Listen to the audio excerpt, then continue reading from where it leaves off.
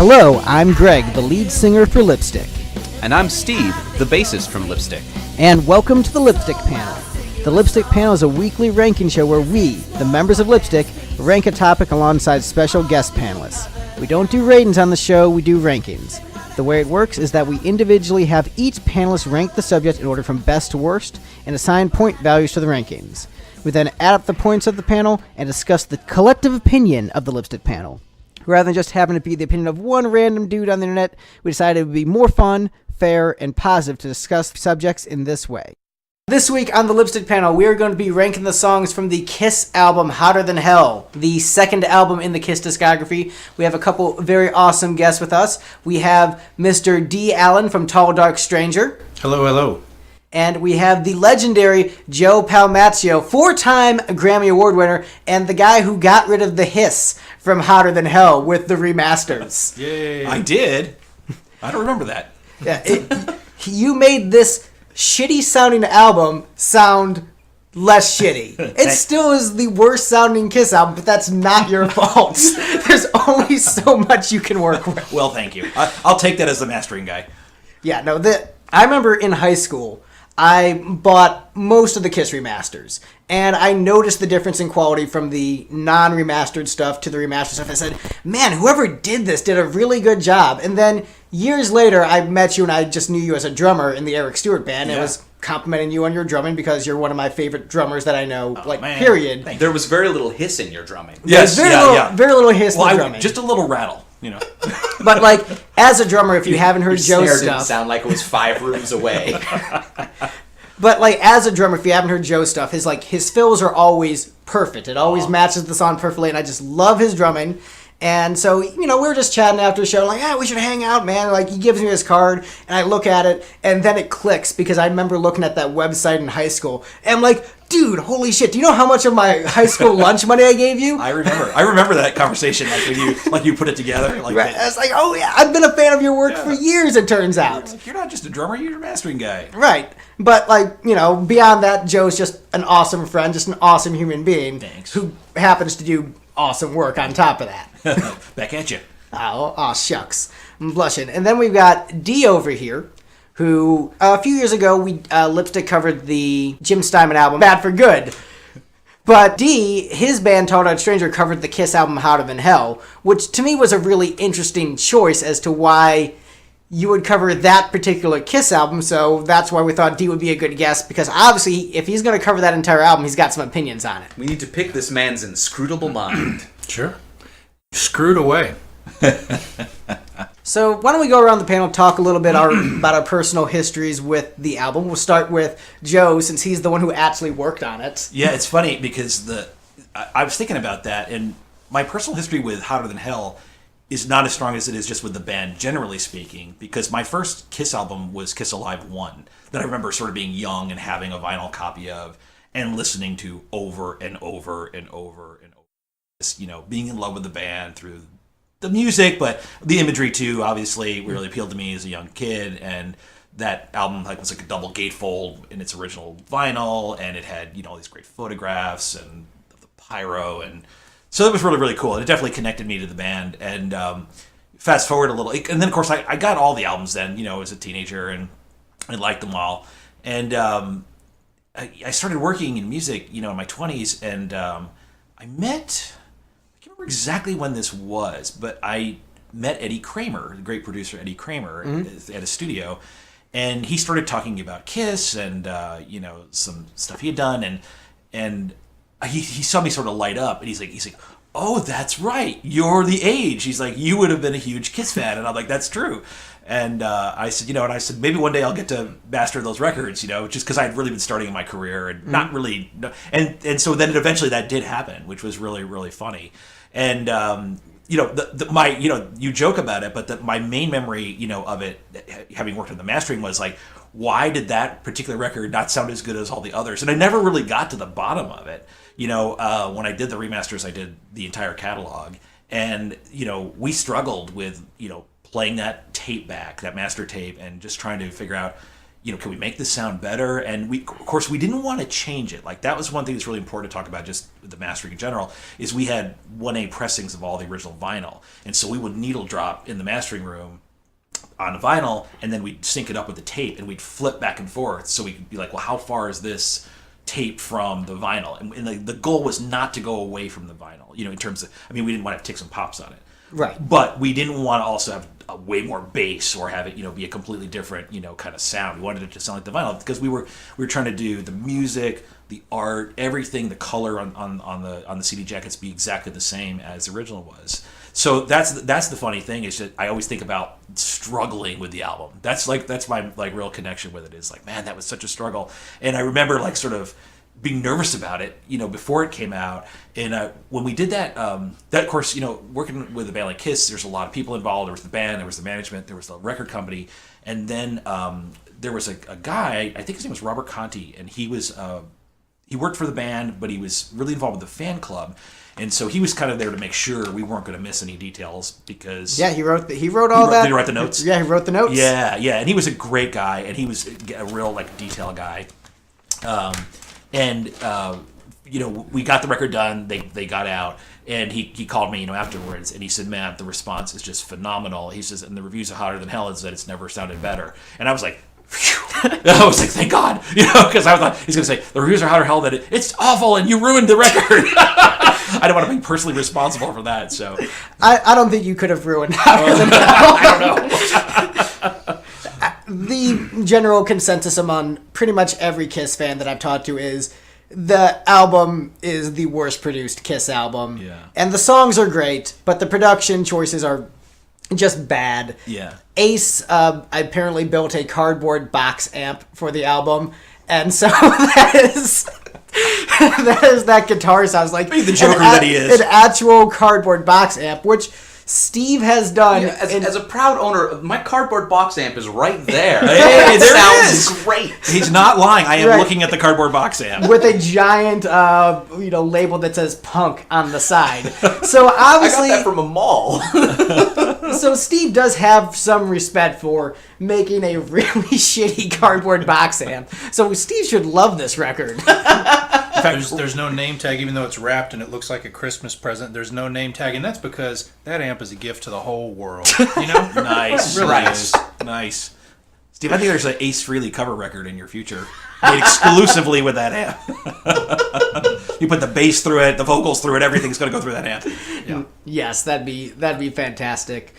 But yeah, this album, it has never sounded better. And, we owe pretty much all of that to you. But all those remasters sound so good. If it was up to me, I would have had you remaster up to Hot in the Shade. I think that one needed a remaster, and I think you would have done a killer job with it. Yeah. But, that's what high school me wanted to say. High school was like, man, Hot in the Shade just needs a little bit more. Just a little bit more. Well, I was. It was one of those cool things. I've been lucky. I've got to do a few artists' catalogs through the years, and that was a fun one. And like I said, it was definitely one of the few where I had all the records prior to ever having a career as an engineer. So I had a personal interest in it, as well. But I had to almost put that to the side, truthfully, because you're really in service of. You don't want to impart your thing on it. Right. You're just trying to it's at least in mastering. You're just trying to get as much of what is on that tape, and it's whatever the original intent was of the producer and the artist, on the next format, which in this case was compact disc. And that was the good news, is that with the compact disc at the time, and we had a lot of really good tech in that time period. We were able to do really good transfers and have a really clean sound, like you said. It's a little quieter and just sort of get everything just so. So I'm proud of that work, and I'm thankful. Because, the times are different now. I still am a mastering engineer. But, back then, you were given the luxury of time to get these things right, or as right as they could be. Right. It wasn't a rush job. We didn't just rush through it. We took the time we needed. If we needed more time, I'd tell Robert, and Robert would go back to whomever and say, we need more time in the studio. I'd be like, do it, and another day or two or whatever. Go back and revisit the album, So that was a pretty cool part of that time period. And Well, I definitely think it's very cool that, you're someone who listened to Kiss as a kid and got inspired by it, and then I, in turn, listened to Kiss as a kid and got inspired by it, but also you were part of that journey for me. Yeah. So Thanks, dude. That's crazy. That's a crazy little chain of events. Right? Yeah. So let's move on to Dee and his experience with the record. Because Dee, you covered Hotter Than Hell when we did Jim Steinman's Bad for Good, and I'm going to tell you right now, Lipstick covered the better album. But I want to hear about your experience with Hotter Than Hell and why you gravitated towards that. Why you decided to cover that album and just your overall history with it.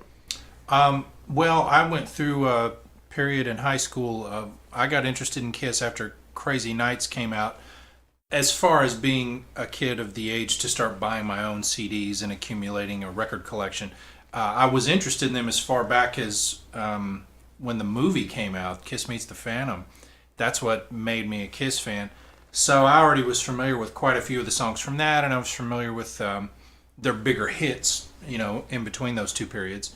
But I had stopped buying the records at some point. So once I got re-interested in them, I decided to, get the ones on CD that I used to have on vinyl and then fill in all the blanks and get everything. I suppose there's a part of me that there's an individualistic streak where I don't often spend as much time on the big hits. So on the one hand, even though I liked most of those songs that were featured in the movie and that spanned their whole early career, I got more of a rush out of it to buy an album and really connect to some of the album cuts. Because then that felt like your own thing, not like something you were joining in with the crowd, but more like, oh, I have found something. And something about Going Blind on this album, between the colors and the album art being just hard to describe, almost like the emotions you'd feel if you were trapped in a bondage dungeon or something, because the black and white picture in their pose is really sort of aggressive, but then you've got these bright pastel colors, but then it's vaguely demonic and foreign looking, and it's like, I don't know how to feel about this environment. So looking at that album cover while listening to Going Blind, to me, was a completely unique vibe. And I really imprinted on that song probably more than any of the others. But I suppose it's just, after you've been a fan for a while, it really comes down to which albums are you the most likely to pick out and listen to over other albums, and then which tracks do you find, because you always find 3 or 4 that you skip through every time. So after a while, you kind of judge your favorite albums by any artist by which ones do I actually listen to, Mm-hmm. And Hotter Than Hell is one of the ones that I pull out more often than the others. And how about you, Steve? Well, this is the second Kiss album that I've listened to all the way through, and almost half of the time I refer to it by its actual name rather than Warmer Than Hell, the Spinal Tap song about global warming. So, Steve, what did you think about the production values on this one? I didn't hear any hiss, which I hear tell is a good thing. That snare town, that was the big thing that really stuck out to me, was their snare sounded like it was a cardboard box in a different room. Was everything a cardboard box? Do I need to build a cardboard box snare for my Ace Frehley cover project? It's the cardboard album, I guess. Yeah, I wanted the whole thing to sound like a sleeve. Yeah, this was always sort of lower on my Kiss ranking of albums, where I still love it. Kiss is one of my favorite bands. I listen to it all the time. I still love it, but I have a love-hate relationship with it, where I'm just like, these songs would shine so much more with better production. There's sort of a hipster mentality with the first 3 Kiss albums. There's like, yeah, I really like the first 3 Kiss albums, before they went to Destroyer and they, got too big for their own egos. Like, there's that hipster mentality, and I can understand why someone would like those first 3 albums, but this is definitely, in my opinion, the weakest of the first 3. I think the songs on Dressed to Kill are a little bit weaker, but the production is so much better where it compensates for that. There's some great material on here, but you have songs that were really hampered by that production. But, I mean, I know these songs like the back of my hand. I've been listening to them for over a decade, so I know them very, very well. Right. So are you guys ready to get into the rankings? Let's do it. What the panel decided, voting on these songs as to what the best is. But we're not talking about the best first. We're talking about the worst first. There you go. Coming in at the absolute last place for the panel. And real quick, before we get into the rankings, I want to say this album is a lot less, what's the word I'm looking for, clear-cut than the first album. When we did the first episode of the show, the panel was in general agreement on the order of the songs. This one is very close, very neck and neck. The opinions of the panel varied widely, and there wasn't any song except for the first place one that really dominated the rest. Okay. Everything else is very, very close, like 1 point off from each other. So there's not much consensus on the panel. And I think that's probably has to do with the way that a lot of people approach this album. This is a lot of deep cuts. It's, you've got a couple bigger songs like Hotter Than Hell, Let Me Go Rock and Roll, but for the most part, this is the deep cut album. So people have different opinions on the deep cuts. It was hard to rank for me because it was easy to pick like sort of my top 3, maybe like my bottom 2, and then it got real fuzzy. Then I had to really think about sort of the middle section, and I even flipped a couple, and I'm like, I don't know, so that's why I had to go back and listen again and make a few notes, what do you like about this? What don't you like about it? And then I'm sort of weighing my own opinion to try and rank them. So it was difficult to do that section. I've been, with these rankings, I've been trying to sort of keep a distance from being too connected to it because I know the panel is going to throw that off and it doesn't matter. Yeah. So just go with gut instinct. Yeah. Just go with your gut. And then if you have trouble, I do a 1v1. Is Parasite better than Going Blind? Yes, it is. Yeah. and that's how I came with my ranking at least. Okay. But ranked as the last place song, which I ranked as my personal last place, All the Way, coming in at number 10. So, Steve, you liked this the most out of all of us. Do you want to start with your opinion on All the Way? Oh, yeah. So I gave All the Way a fair amount of points because the bass tone on that one's really good. And that was the first spot in that album where I was listening to it, was this was a good production decision. They made this thing sound really good, and that's the bass in that one. There's a couple which have a pretty similar bass tone to that, but that was the big one where it really stuck out to me as man, that's a good bass tone. I like that.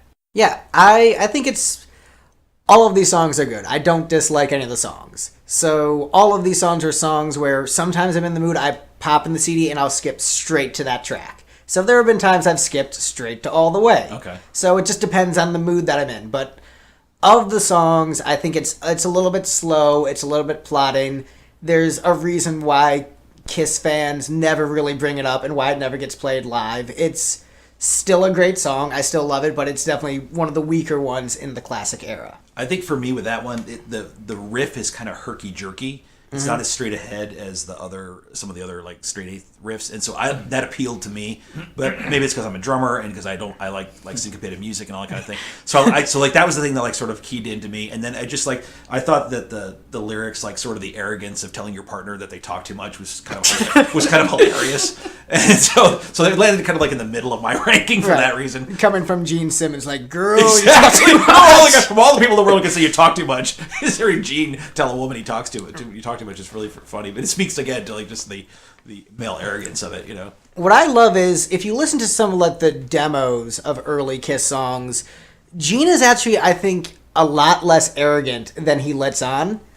If you listen to the original demo of Calling Dr. Love, it's very much the opposite lyric, where the Calling Dr. Love we know and love is girl, you need my love so bad, and I'm so awesome. But the original lyric is, girl, I need your love so bad, and it's very Beatles-esque. Yeah. And I think his natural writing style is more of a very Beatles-y, longing kind of thing, but he knows that's not the image you're portraying with Kiss, so he has to force himself to I'm totally an asshole. But I think secretly he's not as much of an asshole, and that's more of an act. Yeah. If you listen to those demos, that could be writing for the character almost, right? That sort of, because you could say that about this band, is they were portraying characters, particularly at this period. So I think that's fair. I think that's a fair. I've never heard the demo, so that's pretty interesting.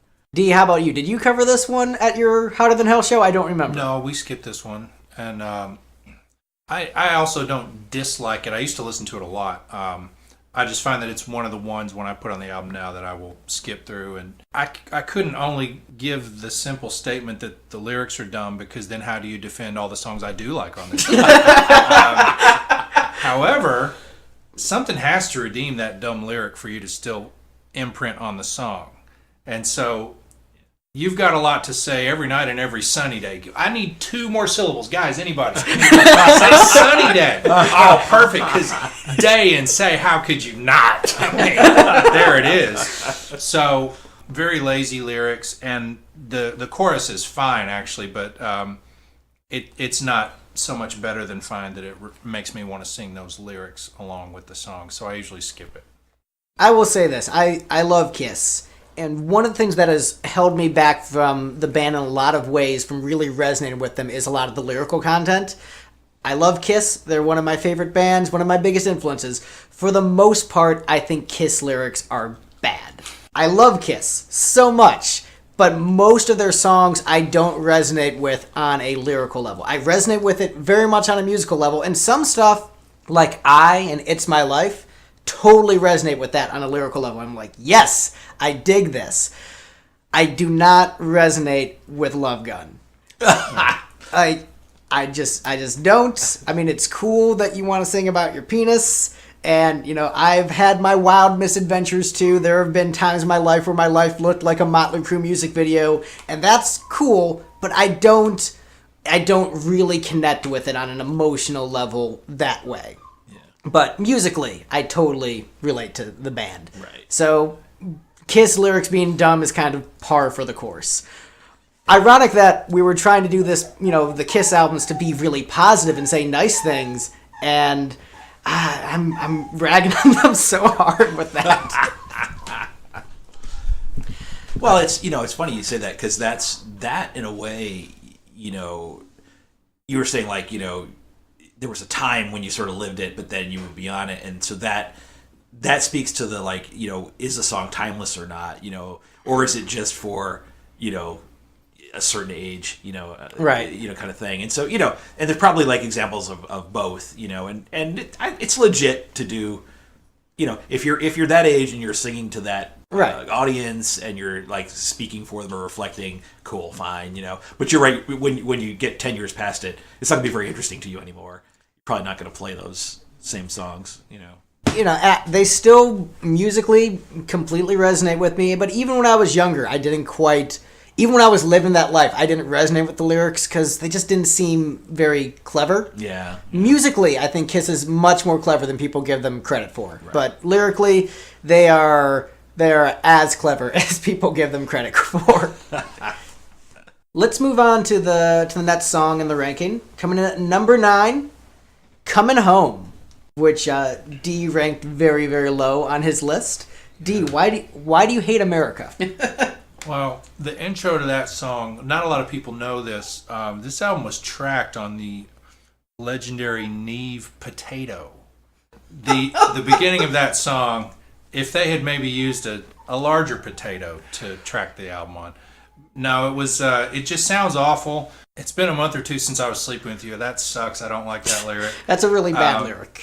The rest of the lyrics are fine, but that first lyric. I think maybe the reason that chorus doesn't grab me, even if I could get past the production of that particular track, I think they're cramming in more words than what I like. Kiss, usually there's some rhythm there, and you have to have some space, if you're going to move your butt at all. And this song is just blah blah blah blah blah blah blah blah blah blah blah blah blah blah blah. I don't know. It just seems a little forced, so it just doesn't grab me. I ranked it the highest on the panel, which I think is solely because of the Kiss Unplugged version, where I am so used to that version of the song, where I listen to the Hotter Than Hell version, and it is bad. It is a very bad production choice for that song. It does not shine with the way they did it on the record. But that Unplugged version reminded me how good the songwriting was. So this is my ranking of it went more as a song than necessarily how it ended up on the record, where I still love the song. I love Ace's lead part during the chorus. I think that's very clever musically. It's a good, catchy song, but that opening lyric does dock it a bunch of points for me because it's so bad. It is such a bad opening lyric to an otherwise flawless piece of songwriting, in my opinion. Wow. If they had just had a better opening lyric, it would be much less embarrassing to recommend to your friends. Well, also, now that I think about it, they forced Gene and Paul both have to do an Alanis. They have to put the emphasis on the wrong syllable when they say, until I receive a call. No, you don't receive. Receive. Until I receive. They have to do the emphasis on both syllables the way they sing it. Until I receive. And it doesn't sound right. So, yeah. I'm fine with that. I think you're being too picky on that, personally. Maybe. I mean, that's one of those things. Like, Sometimes a weird pronunciation just sticks in your craw. There's that one song I remember, like when I was a teenager, that had the lyric "my polyamorous something," and like just the way he pronounced that, like I could never get into that song. It was like, what, is that even a word? Yeah, because it almost holds you up, like it's like a hiccup or something. Yeah. It's funny you said, Dee, about this one, because like I had a note to myself: is this the worst sounding song on the album? Question mark. I mean, I thought it was is particularly bad. Yeah, it's really I'm crunched and curious distorted. because you said that the goal was to not get too far away from the vinyl, but yet a remaster is intended to improve it in some regards. But did the label give you a percentage of how much you could tweak certain frequencies or how much They really compression? didn't. No, it was sort of just like left up to my discretion, It's sort of, and Robert was with me, and so we would just kind of listen down, and if we could make like, let's say like the bass tighter, or maybe it was rolled off, because on vinyl it's hard to get a lot of bass on vinyl, particularly on like intercuts, and when you're making a CD, you don't have to worry about frequency response in the order. So in other words, I never knew that. Yeah, so on Yeah, I was noticing that with the sequencing, like the middle of the CD was packed with like all the fastest, heaviest songs. I was like, wait, that's not how vinyl works, though. You don't do it like that. Yeah, I mean with vinyl, like because as the radius gets tighter to the label, you have something called intergroup distortion. So a lot of times people would put like songs they didn't think were going to be singles down there, sort of on that 5th or 10th position. Because it wasn't because or maybe they just thought they were the weakest songs, kind of thing. I can't say in this instance, but that was not unusual to think like that. But we had no such constraints on us doing a CD. So if we could make a song, like I said, make a song have a little more pop or bite, or like I said, round out the bass, or make it fatter, and also we didn't have to. Sometimes too, when you're on vinyl, you'll have to take the level down a little bit as you go inward, and not a lot, but just a little bit, so that the grooves don't crash into one another. We didn't have to, we weren't constrained by that either. So those were some of the things we could change because of the format we were working in. But You'd be amazed at how much of like modern music production is still weirdly influenced by technological constraints from 50 years ago. Yeah. Like the 3.5 minute pop song, that was because of the length of 7 inches. that's true. That's true. Yeah. And someone had asked me about some type of equalizer recently, and I actually brought up this album, and that all these albums when we did them is when you make a vinyl record, you commonly use something called an elliptical equalizer, which you pick a center frequency. Sorry to get a little too geeky here. Do it. do it. Half of our fans are nerds. Do it. So let's say we pick a frequency of like 60 hertz, which is pretty low tone, like around a bass drum kind of sound. You'd select that frequency and you'd engage the elliptical EQ. And what it would do is it would take everything that was 60 hertz and below and make it mono. And the reason you do that is because when you're cutting vinyl, when you get either a big bunch of low end or in a big bunch of level, the cutter head will go deeper, causing the groove to get wider. And so if it crashes into the groove next to it, the needle will pop out. So using one of these elliptical EQs is a way to get around that and not adjust the overall level. You keep the overall level pretty high, but by monoing out the bass, you can get a little more. And so that was not a concern when we made this, but what I found in my A/B listening was, without using the elliptical EQ, we significantly changed the tone of the record to what I thought was too different. So we used it as a subjective listening tool, because it made the bass sound more like the vinyl in a way that seemed more appropriate. So it was an unusual, like, sort of creative decision, where normally you'd use an elliptical EQ just for technical reasons. That's cool. Yeah. All right, real talk. Do you have a version of this album in your vault that sounds good? No. Like, you know what? This is what I would have done. Like, these songs sound amazing. No. It's just a tough master tape, Because that's the thing about doing remasters. I've done a lot of them, and like someone will say, "Man, that one is so good. Like, what was the magic?" And I'll be like, "Well, it was a really good tape, and we found the right one and the right machine to play it on, and we aligned it perfectly. So when we played it back, it was like you were there in the control room, and then we stepped back and didn't screw it up. We made a good transfer, and so that isn't always the way, but that's about 90% of the job when you're doing one of these things. If you have a really good tape, you've got to figure out how to play it back right. And it sounds, that's so simple. It isn't exactly that simple. There are all sorts of standards in analog tape. There wasn't one way of doing it. And so you have to sort of become an expert in like, it's this type of tape, it's recorded at this level, it was done with this type of noise reduction to this particular recording standard, because there were different ways to align these things. And, the more I did that, the more I became very familiar with it, so now I can sort of figure that out pretty quickly. That's the greatest way. So I can tell you, we did all that stuff and it still sounded rough. Really, really rough, and I kept like scratching my head going, is there something wrong with our console? Is the machine broken? What's going on here? Well, we put up another tape and it'd be great, so it's just a tough record. Right. But we love it anyway. I mean, it's a great record. It's also a rough record.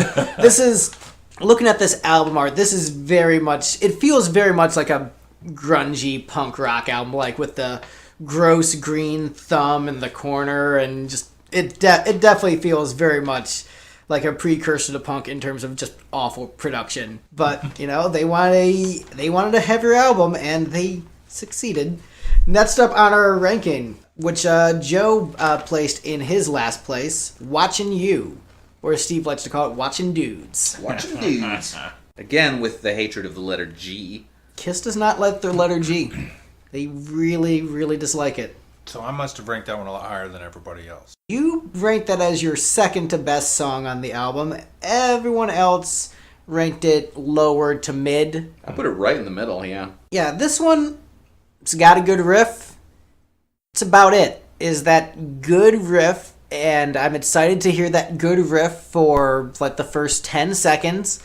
And then I'm kind of done with it. I know it's a Kiss classic. It's a concert staple. Everyone loves it. It's always been kind of for me. Except for the moods when I'm really into it, and then I love it. But as far as this album goes, and Kiss classics of the era, a little bit lower on my personal list. Really good riff, though. I think the reason I put this one last was for one particular thing. That middle solo section, it's kind of like a mess. Like they start like sort of not playing together, and then I feel like it's gonna train wreck. Like the band's gonna like stop playing, but it doesn't. And I was like, I would normally give you a pass for that, like if you are kind of being punk rock and there's like it's exciting and it like the wheels are gonna fall off because it's exciting. But this just sounded like sloppy playing. Like that was why I ranked it so low. I was like, you guys could have done a better take. Is it possible it was sloppy playing? Yeah. Well, meaning, yeah, exactly. It's like wasn't there a better take, or could you have done another take? I don't know. Like that was sort of like my. Sloppy's hard to do right. Yeah, but it can be cool. Right, there are bands that that's their entire thing, Yeah. is they sound like the wheels are about to fall off at any moment, and they never do. They never do, and you're And it's excited. great. You're like, this is awesome. Please, come on, let's make it around. You mean the MC5? Yeah, and it's a lot of proto-punk is basically that. Yeah, but there's a thrill to it, right? Oh, yeah. But this, I don't know, this song did not thrill me, but. Even when Paul Stanley did an interview about the Dave Clark 5 song they covered, Any Way You Want It, he was saying that the charm of the original was that the band felt like it was about to fall apart, and he said the Kiss version was too clean, and that's why it wasn't as good. Dave Clark 5 is a great example of that, where, that band was like, electric, and yet you're like, oh my God, because you could tell they're playing so loud and so hard and so fast, and you didn't know if they were going to make it to the end of the song, but it was kind of thrilling. So that's a very good example of it working. Right. Yeah. It didn't work as well in this one. I think this song they're a lot tighter with it live. Yeah. I think the live versions of this have held up very well over the years. The studio version, not so much. Yeah. I mean, because the band could play. That wasn't the thing. I mean, these guys could play, but for some reason for that song, I don't know, that one just was really loose. Yeah, I think the Kerner-Wise production combo was not necessarily a very great production combo for Kiss. I think they made a lot of decisions that ultimately hurt a bunch of really good songs. I don't think Kiss sounded good in the studio until the third album, which was mostly good except for the couple bad Neil Bogart, putting the drums on one side decisions. Right. Next up on our list, a song that Steve does not like at all. A song that I actually really disliked for many years because I thought it was slow and boring. Number 7 on our list, Got to Choose.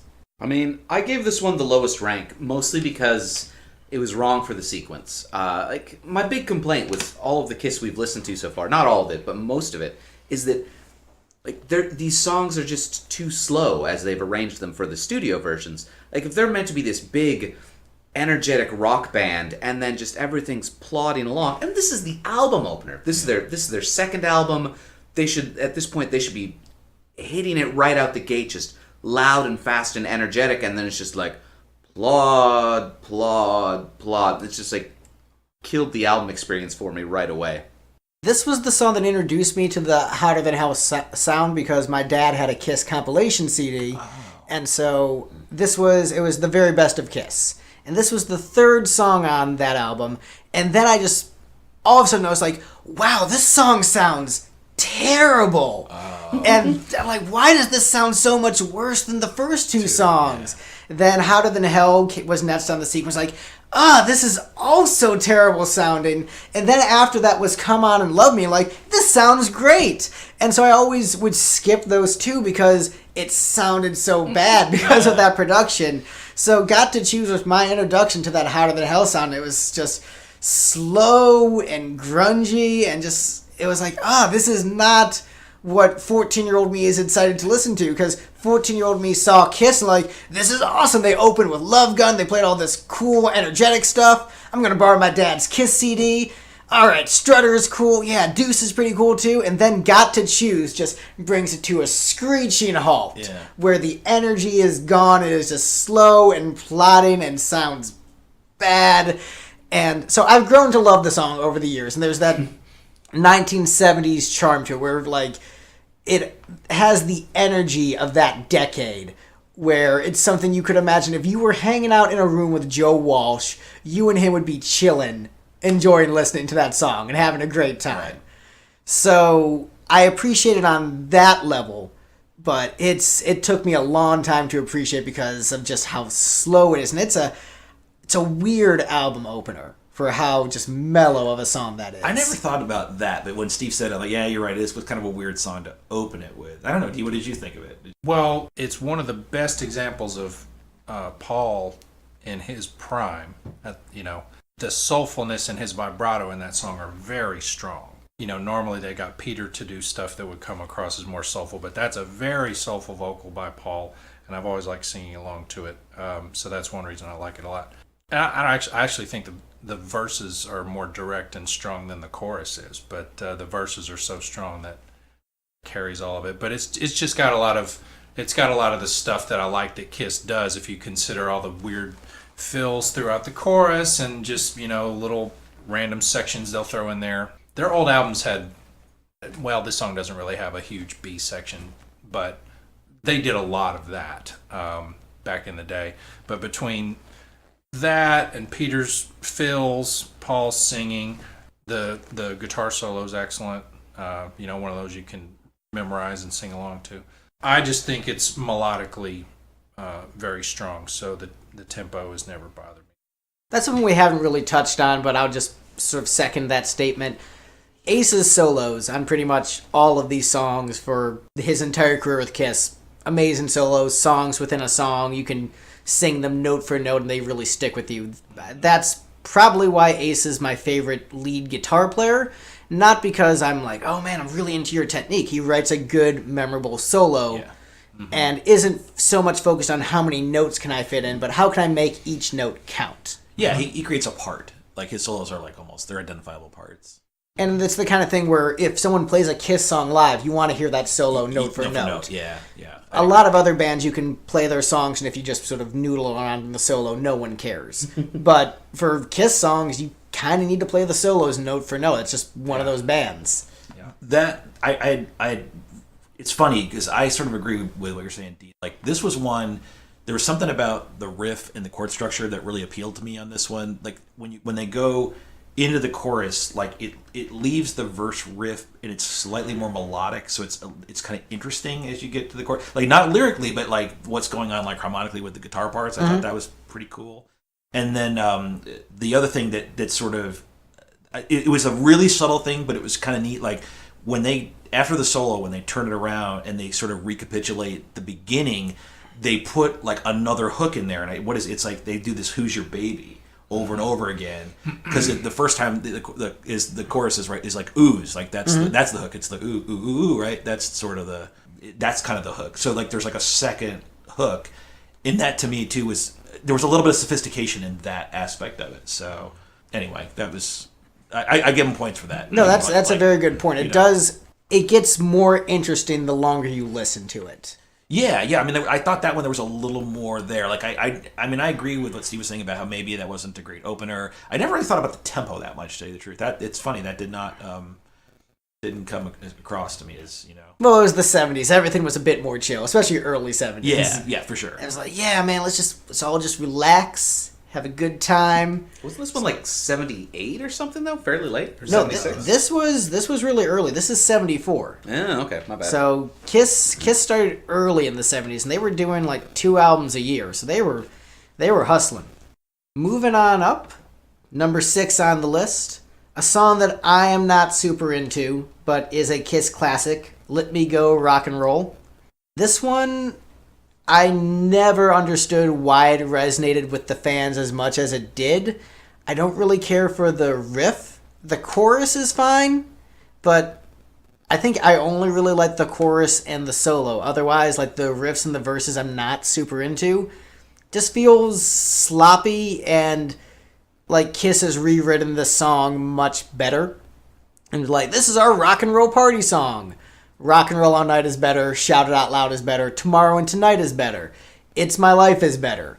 Crazy Crazy Nights is better. This song is, in my opinion, like a weak first attempt at a party anthem, but I think because it came so early on in the career, that's why it really resonated with the fans, because it was the first one. But it never... This is usually one of the ones I skip on the album. If I'm skipping anything, it's probably this one. Okay. See, coming at this from a perspective of somebody who hasn't listened to, like, I didn't get introduced at Alive 1 or Destroyer. Like, I got introduced at Kiss 1, and so I listened to this one. This was one of my favorite songs on the album, because it's, like, it's a hard party song played at, like, the right sort of tempo for what this song is.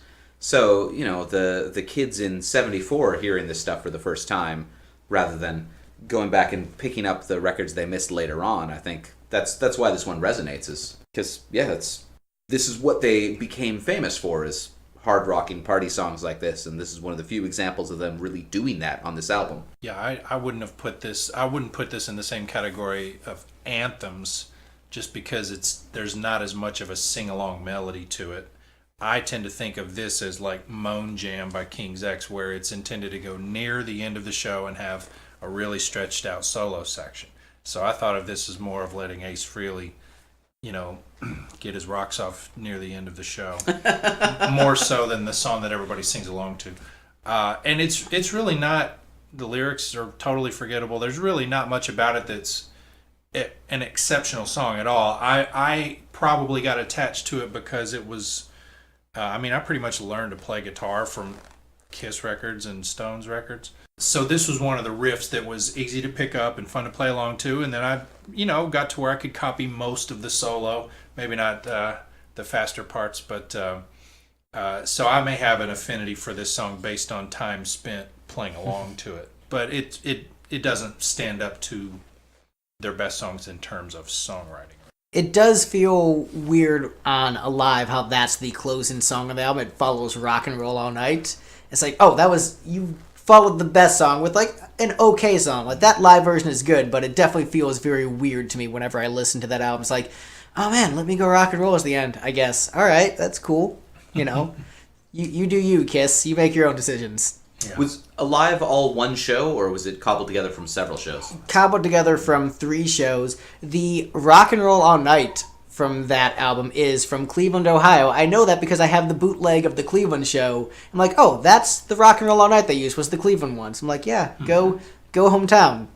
Because it might make sense as an arrangement decision because that used to be the way you do encores, is you would finish the set with your actual, like, closer, and then the crowd would chant until you were like, all right, they want more songs. And then you'd go out and you'd do some deep cuts. So I could see that for a live arrangement. That's possibly the case, but the encore happened earlier on the record, and like Cold Gin was the first of the 4 encore songs. Okay, so they were already doing the planned encore by that point. Oh yeah, totally.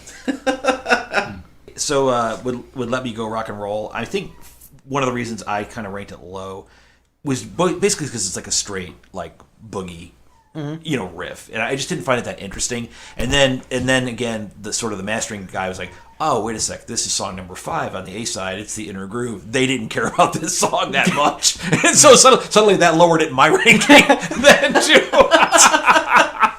So to be perfectly honest about it. But I do think like musically I found it less interesting just because like every band in that era like was making these like boogie blues kind of tunes and just putting meh lyrics over them, And this was one of the weaker boogie blues songs of that era. There were bands that did it better. I think of all those Grand Funk songs that did like a way better job of the same thing. Yeah, I think so. I think you find better examples. And, for reference for the listeners out there, I love all of these songs. I'm a diehard Kiss fan. This is trying to be a positive podcast, but it's also trying to be an honest podcast. Well, it is a ranking, So right, it's a ranking. It's like having, children. You love them all. Right, but some of you love more than others.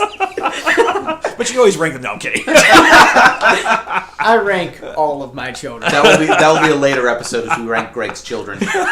We'll rank the Brady Bunch sometime. I mean, that could be an episode. We're all about just whatever is easy for us to just do a quick ranking. What's going to involve the least amount of work? We all know Jan is 6. Right.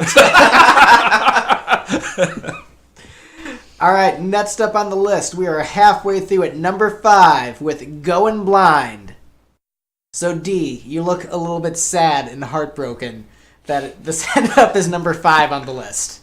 Well, that's how effective that song conveys that mood, isn't it? Just thinking about it makes me feel sad and heartbroken.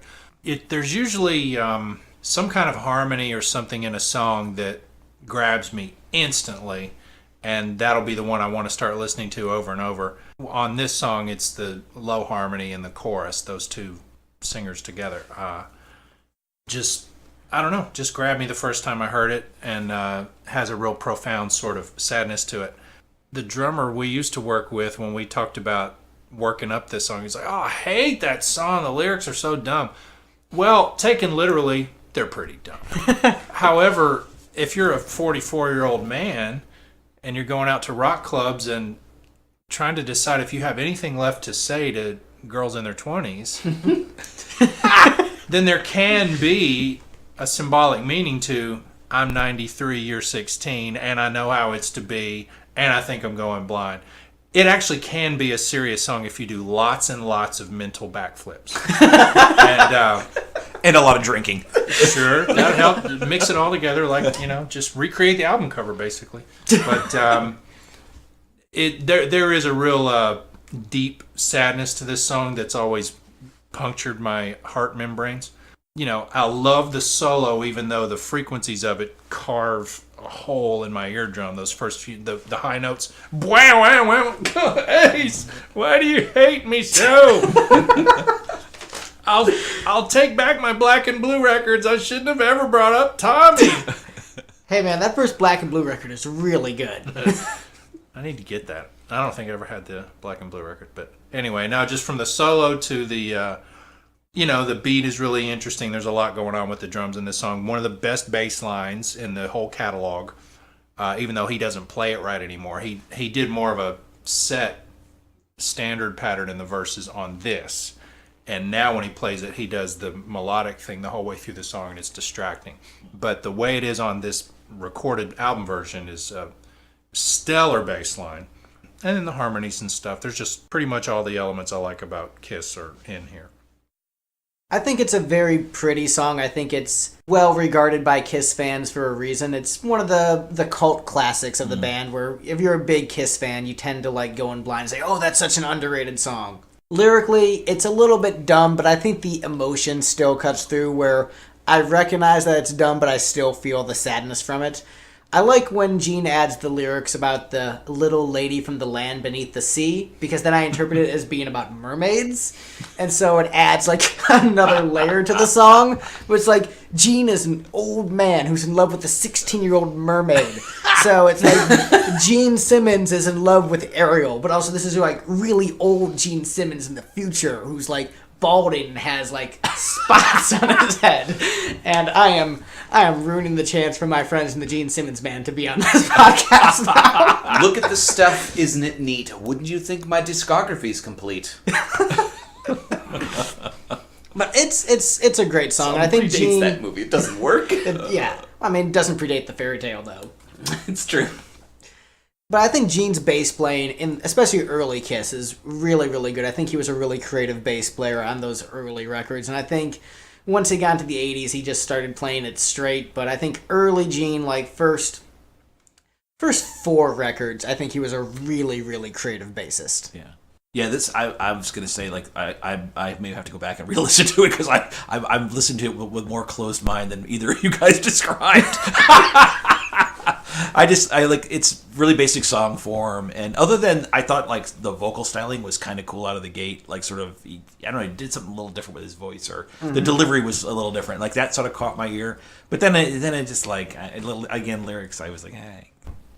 Should have left in the mermaid bits. Yeah, would have been better. Yeah, I didn't think about the mermaid thing. So. But that's only in the live versions. Oh, so that's why the studio version you didn't falls say that. flat. Okay, all right. Oh, I'm sorry. I should have mentioned that. Okay. My apologies. Yeah, the mermaid bits are only in the live versions. Okay, because I was like, wow, dude, I don't remember that lyric. But see, it's a very rare space of emotion when you have that combination of ludicrously silly and childish with, unrelentingly heavy and morose, and the only other thing I can think that struck me like that was that episode of Voltron where Sven got killed. I mean, we're talking about the saddest episode of Voltron that ever was, and that's what this song is to me. I'm a little bit weirded out that there's been a couple occasions on this recording that Dee has out-nerded me. There was that comment about the Neve potato. I was like, you're like combining like audio nerd and like internet nerd stuff here. I'm next level. You are. I need to get on your level here.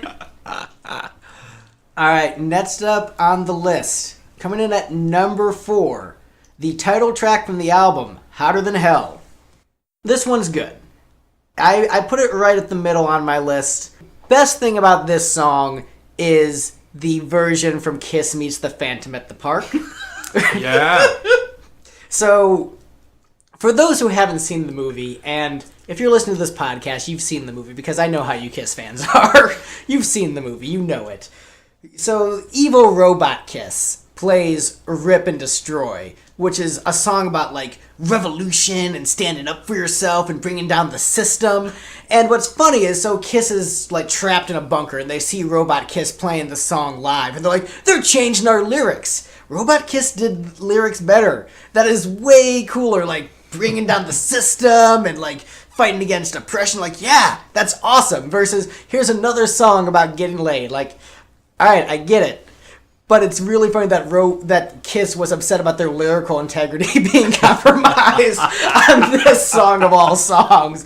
Like, how dare they change the lyrics to our magnum opus, Hotter Than Hell? Yeah. Well, that's because this lyric, the album version, this is one of those timeless lyrics, right? Because if you're a person and you notice someone you're interested in, you notice their assets, then it is important that the next thing you should look at is their left ring finger. I mean, it's a policy I adopted long, long ago. It's a life lesson. So I just think this song holds up, lyrically today as much as it did when it came out, and I am now a married man, and I should not say incriminating things on this podcast.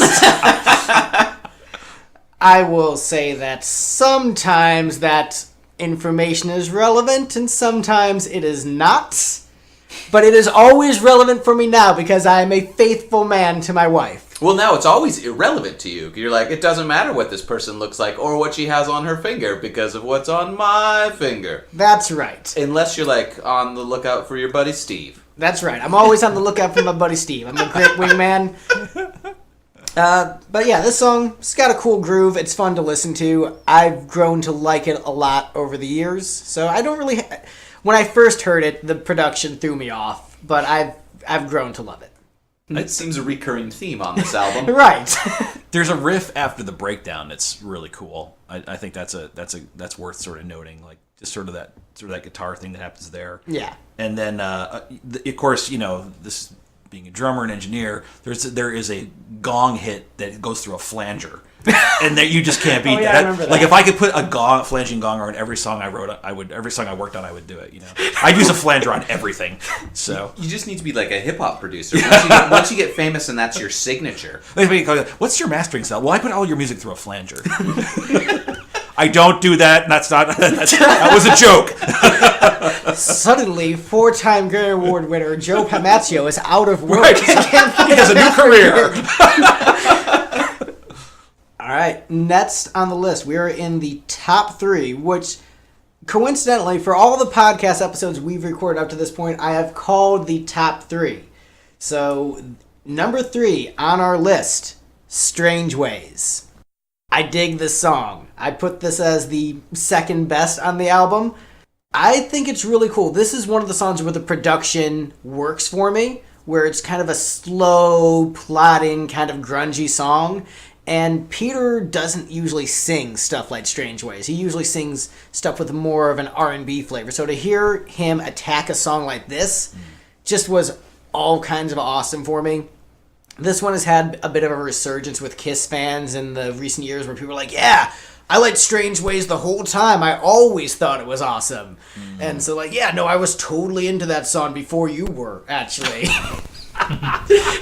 So competitive. Right, there's been so much of that among the Kiss fans, but Strange Ways is cool. I dig it. I jam to it. I know Steve didn't like this one very much. Yeah, so the interesting thing about coming at this entire discography, almost 40 years later, and, having been listening to music for my entire life, is most of what they're doing I've heard done before. I mean, obviously it was people who did it usually decades later, and with better technology, better production, they did it better. And so most of the ideas that I'm hearing, I hear in that context of like, this isn't new to me. It's not really that interesting. And so after the first album, I really loved Black Diamond. I thought just the fact that all of a sudden it became a doom song for 30 seconds towards the end, where they were just like, yeah, slow down the tape, and whoa, I was like, that was amazing. I was like, yes, I didn't expect this at all. This was great. What are they going to do for the closer on this one? Oh, mid-tempo rock song. Okay, all right, yeah, fine. What's the intercut? Yeah, so I was just like, it's true. So I was just really disappointed in this one. I was hoping for something better. Yeah, it's definitely weaker than Black Diamond. It is another Peter Criss song closing out the album, and obviously Black Diamond is a tough act to follow, but I think this one holds up on its own, not comparing it to Black Diamond. It's a fun, cool song with a nice groove to it.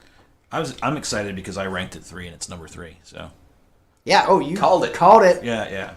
But I liked. I know for me the guitar solo is just killer in this one. Oh, the guitar solos. I mean, the guitar solos are great on this entire record. Yeah, it's just But yeah, it's a great solo. This is a small thing too, but one thing I liked because it's the 10th song on an LP. It has an ending. It doesn't fade out. And I always think when you fade out, you're kind of copping out, know. So unless you've got a really good reason to fade out, but I'm like, no, they put an ending on there. The album is over. Go home. So I like that. Paul, you're drunk. Go home. Yeah, and I normally don't care for this. Is what I would consider a noise solo, and Ace didn't do that very often. But particularly just that opening lick, bow, bow, bow, bow, bow, bow, bow. I can't imagine asking him to do another take once he opened with that. And I don't know what there is about that. It's just so aggressive and in your face that, and that's probably the main thing they had going for them at this stage of their careers, because they were still pretty sloppy and obviously had not got the whole recording thing down pat just yet. But there was that thing of, I actually. I'm too young to know a world without Kiss because they started the year I was born. So by the time I was aware of things, I was aware of Kiss. But I do try to keep in mind what it would have been like to live in a world without Kiss. And then these first couple albums come out, your friends are talking about it. And not only are they dressed essentially like clowns if you've never seen them before, or could be mistaken for some sort of a bondage trip, but completely in your face the whole way through. And I don't know about you guys, but I've had multiple times of getting a group together to go travel somewhere and see a Kiss concert, and someone in the group is just coming along because they're a friend of a friend, and they're like, what is this crap? Are you kidding me? They look ridiculous. And then by the end of the show, they're like, can we stop somewhere and get some CDs? And you just... They don't give you the choice really to disregard them. Yeah. You're probably going to love them or hate them.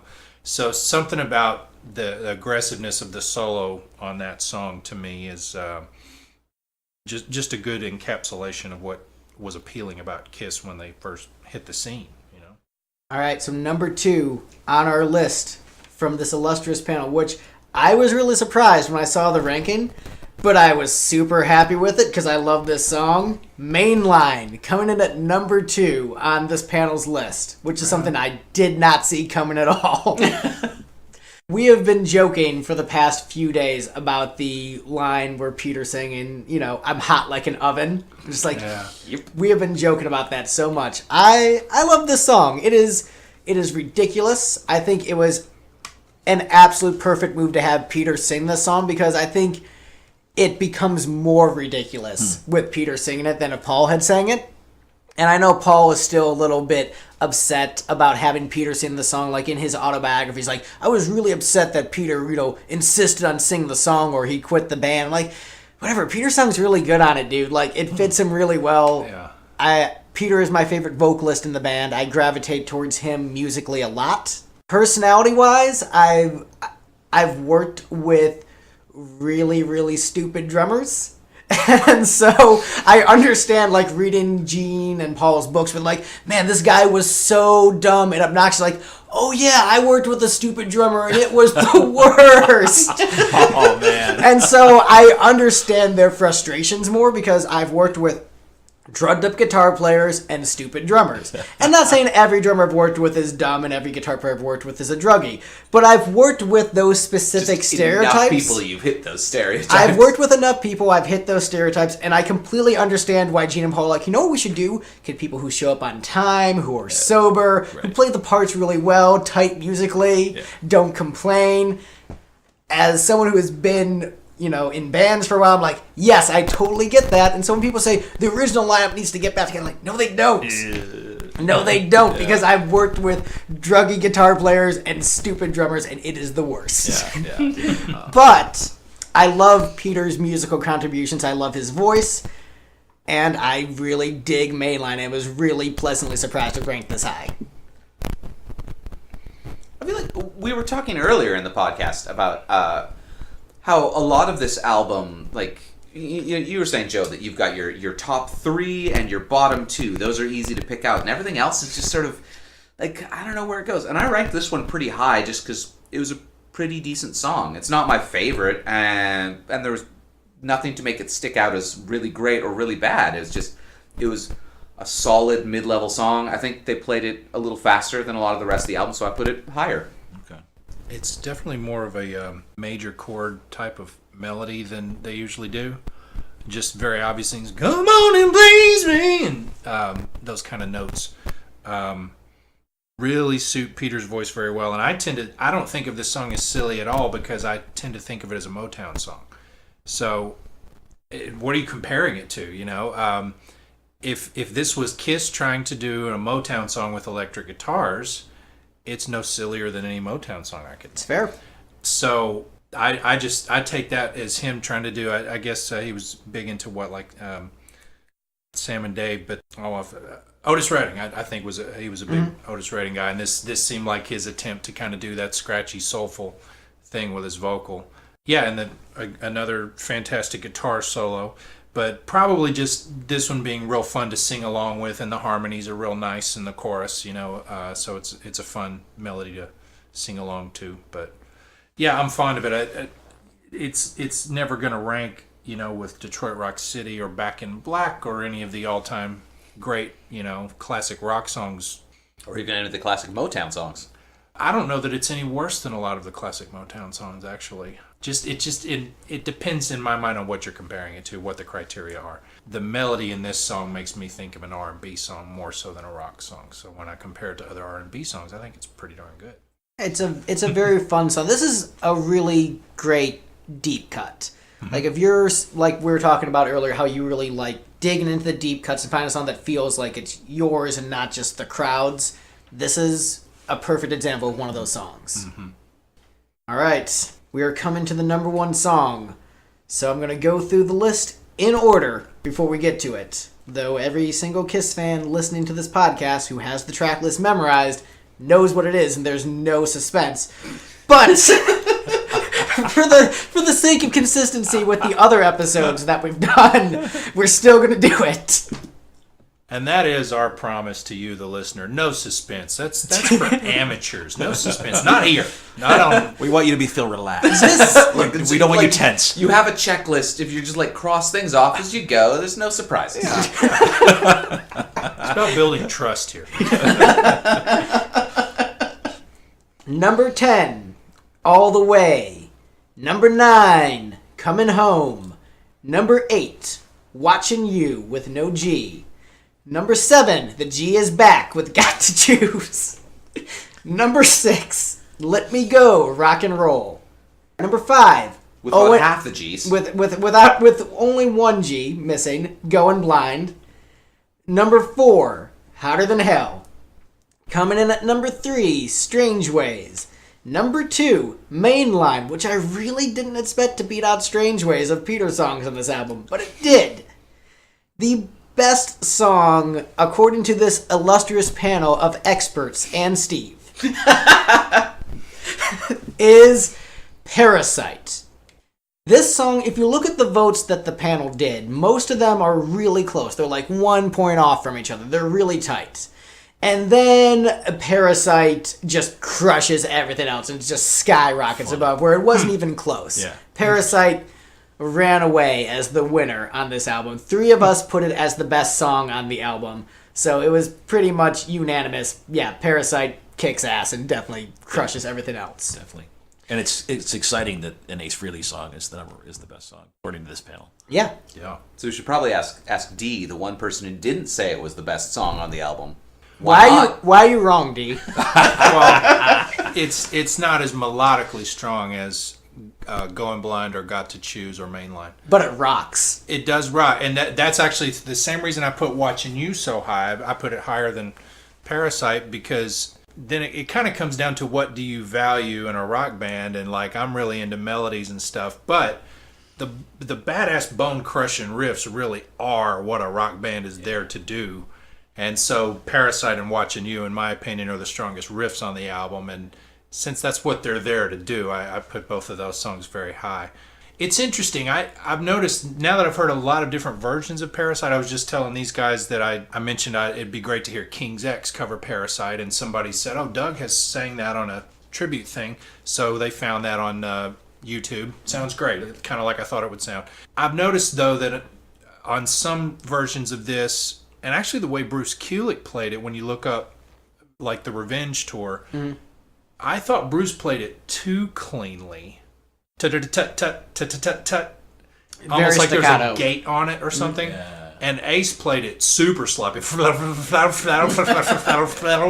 Like I think he used maybe a felt pick. But,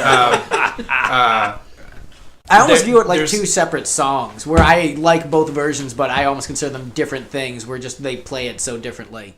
Yeah, I definitely prefer hearing Eric Singer play the drums on it, because on the drums I really want that precise staccato kind of militaristic thing for this song, and he does it really well. But I think I kind of prefer the sloppiness a little bit on the guitar. It takes something away when people play this riff too cleanly. I think so, because it's a great. I agree with you. It's such a great riff, but it has to have the swagger. Mm-hmm. That's what sort of makes it really cool.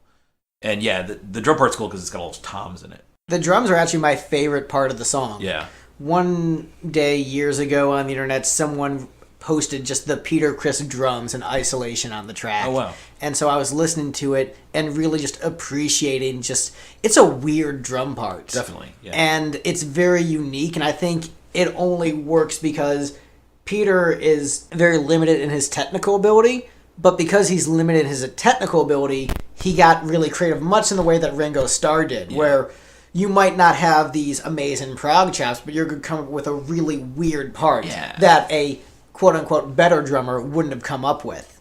And so, that weird drum pattern he has, honestly, is what makes the song for me, where I love the riff, but the thing I'm listening to most is the drums on this song. Yeah. Well, I wonder, I think Gene and Paul both in their book spent time talking about how Peter didn't understand song structure, and he'd get lost in the take, and if you said go back to the second chorus, he wouldn't know what you were talking about. So he was the kind of guy who had to play the thing all the way through. Well, that makes me wonder, is something like Watching You, which I've yet to figure out how to tell a drummer what's going on in that song in the chorus. I think there's actually one extra beat. I think that's what makes it so weird, is they add in one extra beat at the end of right in between those two repeats. There's an extra beat that turns everything upside down. But it's really just, you're not gonna count it. I've never tried to count that song while playing it. You just memorize what happens and do that. And I wonder how much of that is because Peter didn't know when one section of the song was over and the next one was starting. He's still doing his big long tom fill when the next measure starts on that song. So I wonder how many of these early songs where he was just really being adventurous and just putting fills every kind of place. I wonder if that, even though it's great and that was part of the magic, maybe that was due to his limitations of Just didn't know how to count to 4. Well, might be. Yeah. 1, 2, 5, 4. Yeah. But it is interesting because I didn't have a frame of reference when I first got into these albums. I hadn't really studied the musicianship on enough albums for anything about it to stand out. But years later, when I go back and listen to Hotter Than Hell, I just think, Peter's all over the place on this album. There's fills everywhere, So it's obviously, and, Gene and Paul recognize to this day that was just one of the many odd flavors that made up the gumbo that was early Kiss. It's just, it could have been that it was so unique because of Peter's limitations. I don't know. I think Peter's limitations added a lot to the sound that made Kiss unique. Yeah. I think if you had a heavier drummer, I think Kiss probably wouldn't have been as good. It wouldn't have had that unique vibe to it. Right. And I think, when you had Eric Carr come in later, I think he did add a lot to the band, and he was good for the stuff he was on. But I think if you had Eric Carr as the original drummer on a song like Strutter, it wouldn't swing. Yeah. And so that's what Peter brought to the band. I think that's a really important aspect to the Kiss sound. Yeah, and I think it's been pretty well documented, right, that he was a drummer definitely influenced by jazz, and so there was swing in his playing, and it was sort of that, that less stringent straight eighth feel. And you're right, I think that did influence the sound very, very much. So, Steve, you also ranked Parasite as number 1. What are your thoughts on the song? I think it was just a solid rock song. There's not as many of those as you would really expect in a band as iconic as Kiss for this album. So just when those came up, I was excited about them. It's like, hey, like a real rock song with like a fast beat and fun riffs. Nice. That's why I have such mixed feelings on the last 2 Kiss albums, because they're very much a bunch of straightforward, solid rock songs. And as fans of the band will tell you, that's never really been what Kiss was about. They were always about like these weird little twists and turns where the solid rock songs were kind of few and far between. There was always like, here's a weird take on this and a weird rhythm here. And it was always like a weird twist. Rather, they weren't AC/DC. Right. They weren't just like, yeah, we're a kick-ass rock band. Like, Kiss is like, no, we're a weird band. Yeah. It was more than, you're right, than just a riff with them. Well, and that, I don't know how many times I've grown up, my whole family is involved in music, but it's most of the people in my family who are involved in music, it's either the country side of things or maybe the gospel side of things. And I don't know how many times I've had people in my family or other people say, well, if I tell them I really want a song to be interesting, what I mean is kind of the way Kiss would do things, or Def Leppard for that matter. Just throw in an interesting section, or if you've already done this chorus once, then drop out half a measure at the end the next time. Don't let it be predictable. That, to me, shows that you care about your audience and you respect them, and you don't want to keep giving them the same stuff that you're already tired of. And in this, my audience will know they are loved.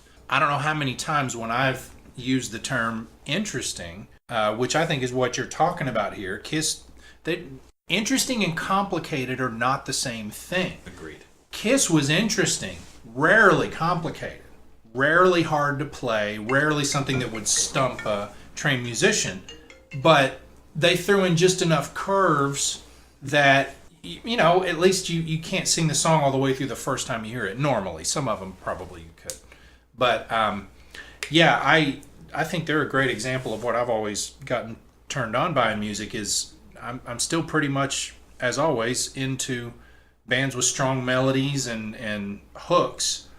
I just don't want it to be so predictable that I've heard the whole thing once I get to the first chorus. And I feel like Kiss doesn't really get enough credit at all for all the interesting bridges they had, or just a little solo section, or like the acoustic thing at the beginning of Rock Bottom, things like that. It just made it more interesting. That song's a great song by itself, but it's so much more interesting with that acoustic intro at the beginning of it. So I feel like it wasn't just the little... You're giving spoilers for the next episode, dude. All right. But today... I'll have forgotten this by later this week when I listen to the album. It's one of the many ways I think that Kiss and other artists who write that way show their fans that they care, because and I'm not 100% sure that's true anymore, because now I think they're so bound whenever they do anything new. I think they're so bound by their image, even more than, like you're talking about, writing for the character, and that's always been somewhat the case. I feel like they're really trapped in it now. The character is now 70s, 80s Kiss. Yeah, they have to write for that character no matter what they do. Well, and it's so limiting on. I mean, I would have been so excited if Carnival of Souls had its day and had sold.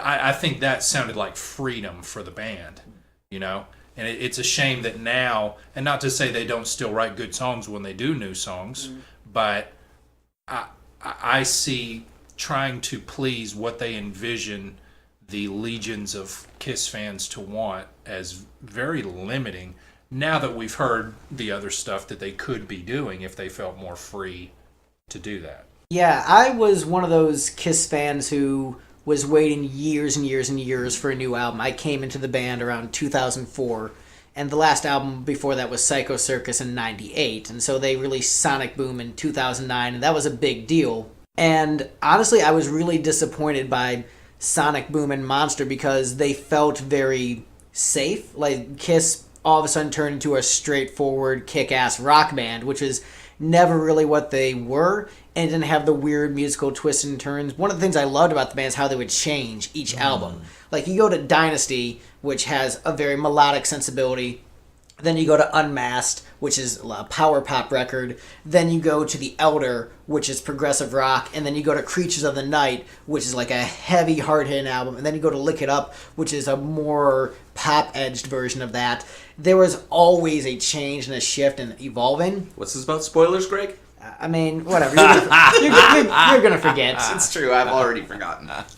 But even with Psycho Circus, there was still some experimentation and still doing something bold with it. But the last two records, even though they're good, I don't necessarily find them to be essential listening for Kiss fans for the most part. We're doing this panel and going through the entire discography. Those are the two I'm just like, Steve could probably skip them. But,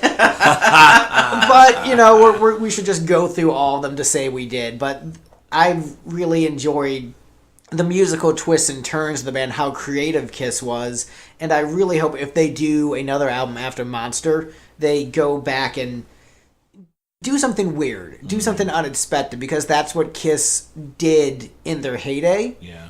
And I would really love them to just try something different, because that's what they've done their entire career, and so to have them play it safe just isn't necessarily appealing to me as a fan. As a fan, yeah. You keep saying we can't talk about spoilers. I think it's a great compilation. Now, a lot of people don't know this, but Kiss Spoilers, the German pressings, they couldn't use the Lightning Bolt S in Spoilers because of the Nazi thing. So that's a lot of people don't know that about Kiss Spoilers. A lot of people. Wait, they had an album called Spoilers? Well, that was the premise. And I think it's pretty much crashed and burned. So we're just going to leave that. There's a premise over there. We're not going to really refer to it again. It's just going to sit there in steam. Put in the story bucket. That's where it's going to stay forever, never to be heard of again.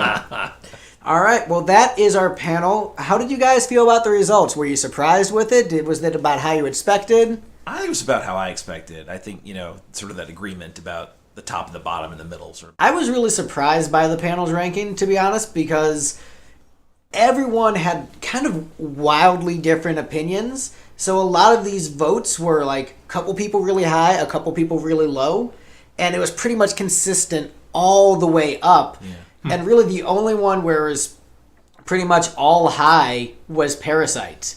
Like even Mainline, there was one, that was like third from the bottom. So they were all pretty neck and neck, and there wasn't really a consensus, and just sort of this is what the results ended up being, and somehow Mainline is the second best song on the album, which I'm pumped about, but I'm sure everyone listening to the podcast is surprised about how high Mainline ranked. I am surprised though that Watching You is what came out so low, because I'm just thinking of riffs that you hear live and go, yeah!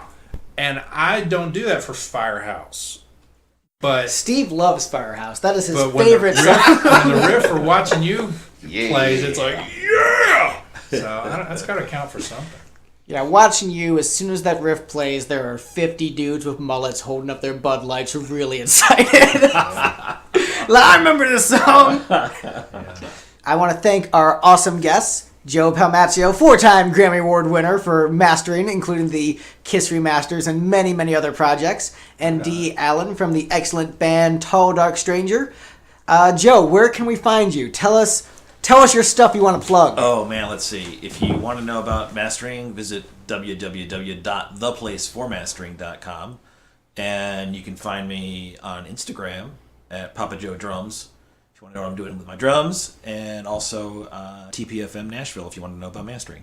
All right, and I visited his website back when I was in high school. It was awesome then. It's awesome now. Dee, where can we find you? What stuff of yours should we buy? Well, there's an album that should be out by the time this airs. We're shooting for late January or February for the release. It's our second album. It's called Contramundum. I'm super excited about it. I guess it's always the kind of thing where you're more excited about the new stuff than the old stuff, but I just feel like the whole album is bangers, and I don't feel that way about my last album anymore. So I'm excited for everybody to hear it, and we're hoping to put together some kind of a huge event to celebrate the album release, and hopefully we'll get to play with some of the acts. I've been singing a lot with Tom Hurst's Loud Jams shows over the last couple of years, and really have gotten to play with some of the best musicians I've ever worked with as a result of networking through that show, and several of them are on the new album, actually. So I'm hoping to get together some kind of a big event release show with some of those guys, and right now shooting for the end of January. So if you check talldarkstranger.net, we'll have all the release dates and show dates, and the album itself will be available at CD Baby and iTunes. Now that's your second album, right? Yes, sir. So did you decide to record with a cardboard box amp? And with a really amazing snare tone that sounds like a tin can? I don't know if I'll ever be cool enough for that. I literally have one of the other projects open on my computer right now. Has the cardboard box speaker on it. Awesome. Steve, what's that other project? That's Regdar and the Fighters. Good luck spelling that. Yeah, so for all of you Lipstick fans who like the weird nerdy stuff that Steve does, check that out, because that's where we pillaged most of those songs from. And obviously we are Lipstick. If you're listening to this podcast, I assume you know where to find us because you're listening to the podcast, but go to lipstickgeneration.com for podcasts, tour dates, music videos, pictures, all that good stuff. Just go to our website. You can look for us in Google and find us on Facebook and all that stuff, but just go to the website. The links are all there. It's really convenient. All right, well, that is our show. Thank you all so much, and we'll talk to you next week.